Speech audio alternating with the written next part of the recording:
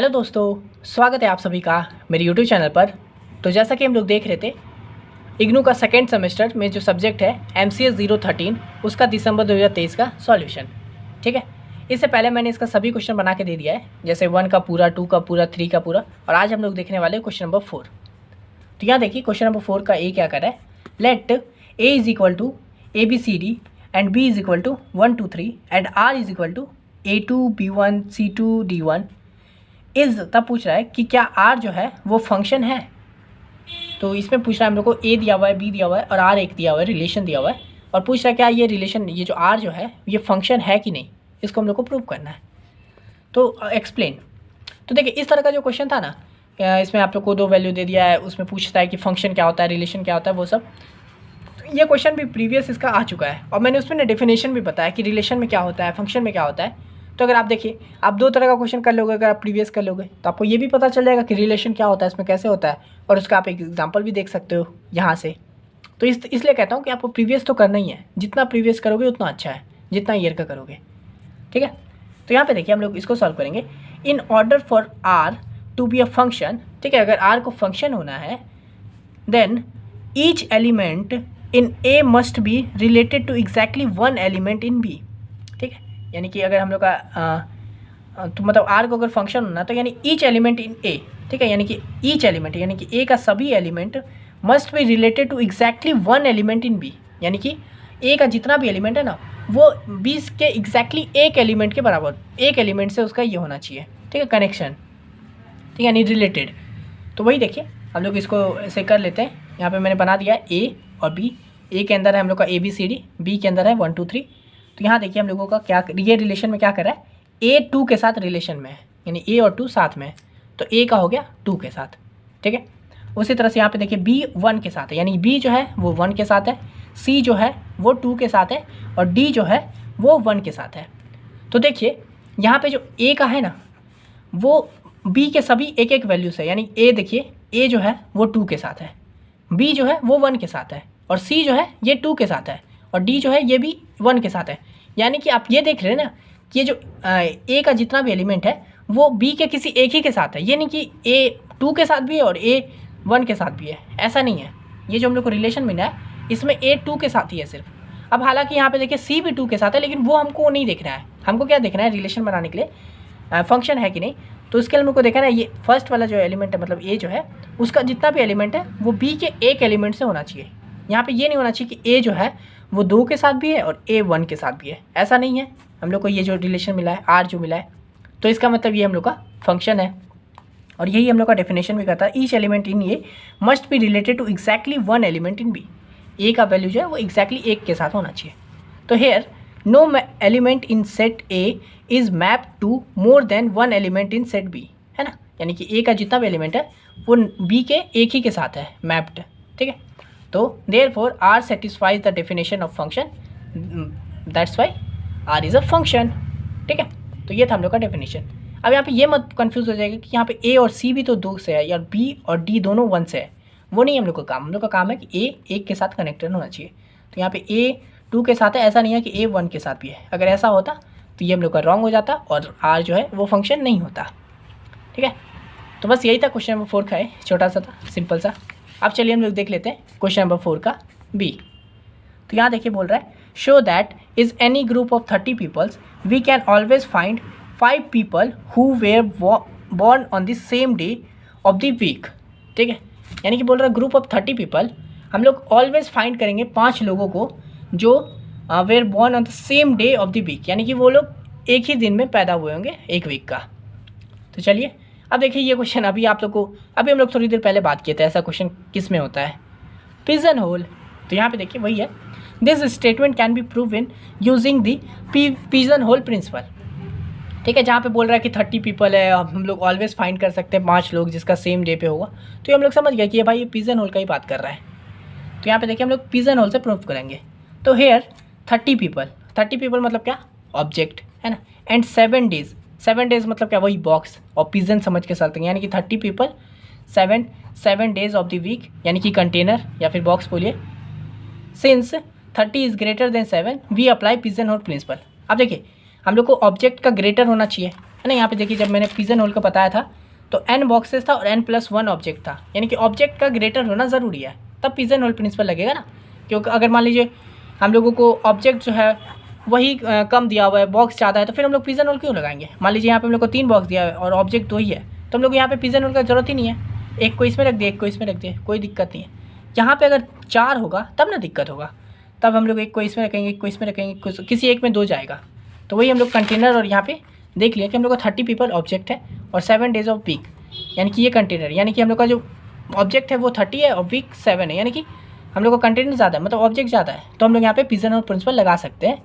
सो आप लोग सिंपल क्या करेंगे, डिवाइड कर देंगे। सो 30/7 इसको सॉल्व करेंगे, यानी कि 30 जो है मतलब टोटल ऑब्जेक्ट है, और कितना है हम लोगों के पास वैल्यू, मतलब कितना जगह पुट कर सकते हैं, तो 7 जगह। तो यहाँ पे सिंपल वही डिवाइड होगा ना, 30 में से 30 डिवाइडेड बाई 7 सॉल्व करेंगे, आएगा हम लोग का 4.28।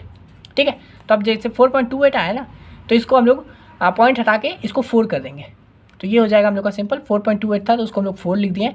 और यूजिंग PHP यानी पिजन होल प्रिंसिपल, आप लोग को पता है कि अगर n ऑब्जेक्ट होता है तो उसका n+1 हो जाता है।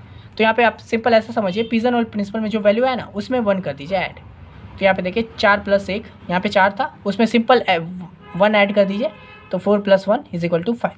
यहाँ पे ये सब नहीं भी लिखते ना, डायरेक्ट आप ऐसे कर सकते थे, 4 आया उसको 4 + 1 किए 5 कर दिए। तो यूजिंग PHP में लास्ट में जो वैल्यू आता है ना उसमें 1 ऐड कर देना होता है, तो इसको ऐड कर दिया तो हम लोग आ गया 4 + 1 यानी कि 5। ठीक है, therefore in any group of 30 peoples we can always find at least 5 people.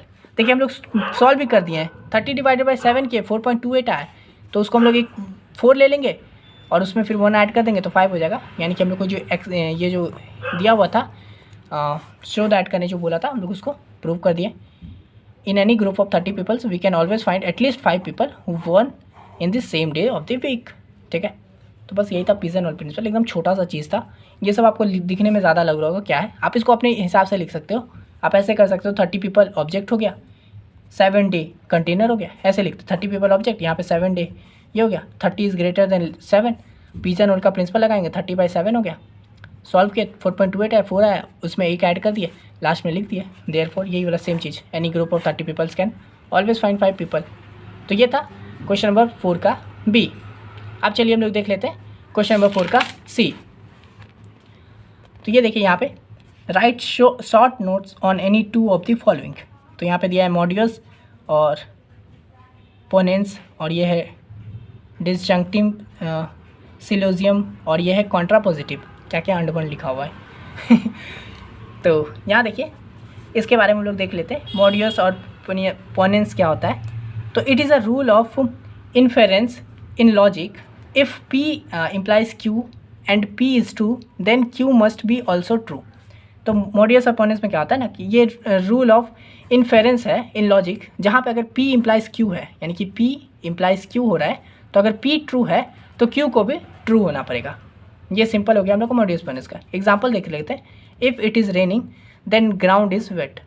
ठीक है, तो यानी कि यहाँ पे देखिए P और Q, अगर P ट्रू है तो Q को भी ट्रू होना पड़ेगा।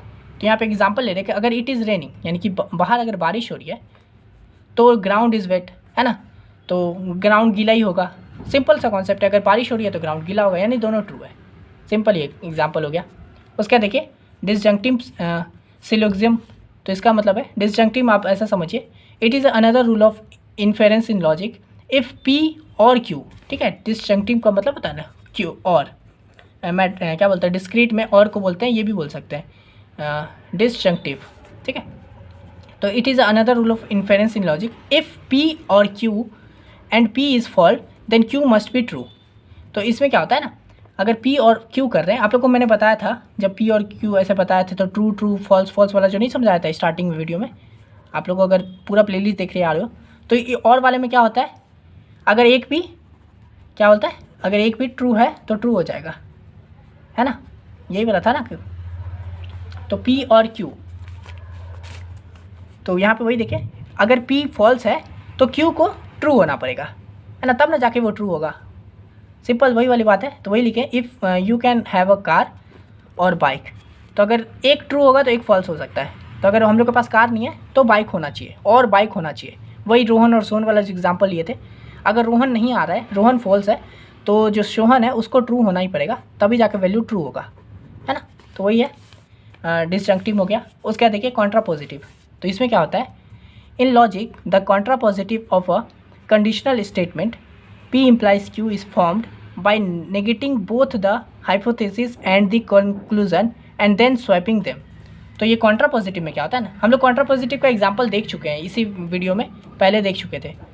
तो इसमें क्या होता है, कॉन्ट्रापोजिटिव में कंडीशनल अगर P इम्प्लाइज Q है, इस फॉर्म्ड है, तो उसको क्या करना होगा, हम लोग दोनों को पहले तो उसका नेगेशन कर देंगे और उसके बाद उसको स्वैप कर देंगे, यानी कि ऐसे हो जाएगा, ये नॉट P हो जाएगा, इम्प्लाइज नॉट Q होगा, उसके बाद Q को पहले ले आएंगे, P को बाद में ले आएंगे।